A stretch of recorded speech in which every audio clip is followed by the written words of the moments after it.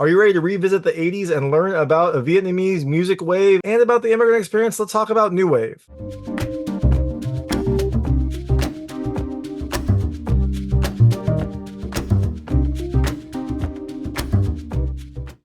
Hey everyone, it's David Stark from Watcher Pass, and I'm here to talk to you about New Wave, which premieres at the Tribeca Film Festival on June 8th, 2024. It is a new documentary about this wave of Vietnamese music in the 80s called New Wave. It was essentially a Euro-synth style of music that was picked up by Vietnamese artists and also involved a lot of Vietnamese covers of like conventional songs.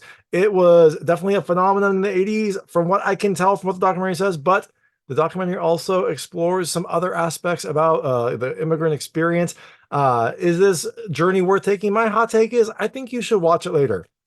It has some really great visuals and some really interesting information, but it also has this kind of unique perspective where in the course of telling the story of New Wave, the director also delves into their own like personal history and kind of relationship with New Age wave and how that affects their life. And that actually kind of led it to feel a little bit disjointed. It has this like new unique duality to it, but that duality also kind of gives it a lack of focus. So it has a lot of really great information about it. I think you should check it out eventually. Just wait for it to come to streaming or on demand. So all that being said, I'm going to tell you a little bit more about the film, a few things I liked, a few things I didn't like. I'm not really going to go into the ending or spoilers, so you don't have to worry about that. It's going to be a spoiler-free review. So just sit down, grab your guitar, and let's talk about New Wave. So, like I said, New Wave focuses on the director Elizabeth Ai and her kind of quest to document this time in like Vietnamese American culture that is kind of slowly disappearing. The people that were involved in it are, forgetting things. The tapes, the records, the videos are starting to kind of like be lost in time. So she wanted to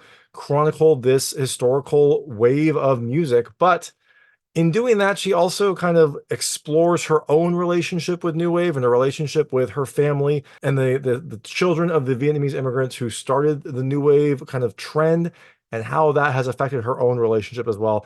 It goes into a lot of personal things. It's a very personal journey, but like I said, I think that also kind of gives it a lack of focus, which I'm going to go into in the things I liked and didn't like. So things I liked about this movie. The first, the music, it is awesome. It is awesome to hear this like 80s music, this like Vietnamese cover of conventional songs. It's really interesting. It's really kind of fun to go revisit that and to hear these songs that you haven't heard in a very long time. It is a fantastic soundtrack, as you expect in the movie documentary. I mean, the music is central focus in this movie, and it definitely holds up.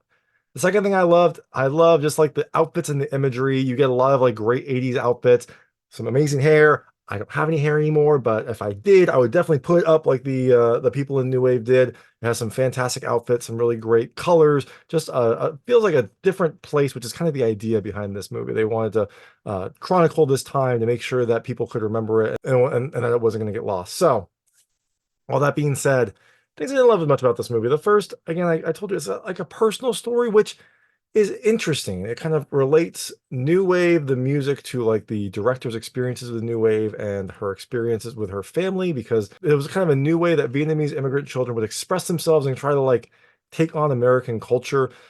So this is a personal journey, but I think the personal aspects kind of, I don't know, they confuse the the main thrust of this movie. It feels like there are times when you're like learning about new wave music and then you hear a related story, but not one that is directly on point, and it kind of like makes it feel very disjointed.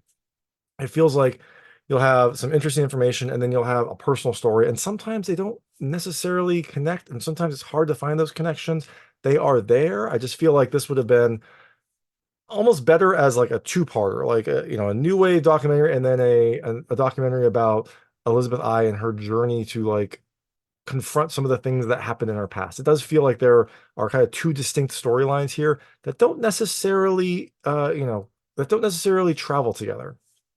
Second thing I didn't love about this movie, related, very related, basically what I just said. It feels a little unorganized. Like the main principles are all there, but it does feel like it jumps back and forth. Like it definitely has stories about stuff, and then it'll jump to like another story about rebellious Vietnamese children that's not really related to the new wave music, but is related to the immigrant experience. And I feel like that kind of causes this to almost be, it feels a little difficult to follow. Like you'll talk about a new wave star, and then there will be a personal story about being raised, and it's sometimes they mash up, sometimes they don't, and it makes it tough to follow the full thread. as this is going through. So, and also the film is kind of in two parts. Like the first part is more heavy on the new wave. The second part is more heavy on Elizabeth's personal journey and kind of quest to like revisit some things in her past. And again, it feels like as the story progresses, it becomes less about the new wave music and more about a personal journey. And that might be interesting to some. It didn't speak to me. It didn't really help with my appreciation of this music and this phenomenon.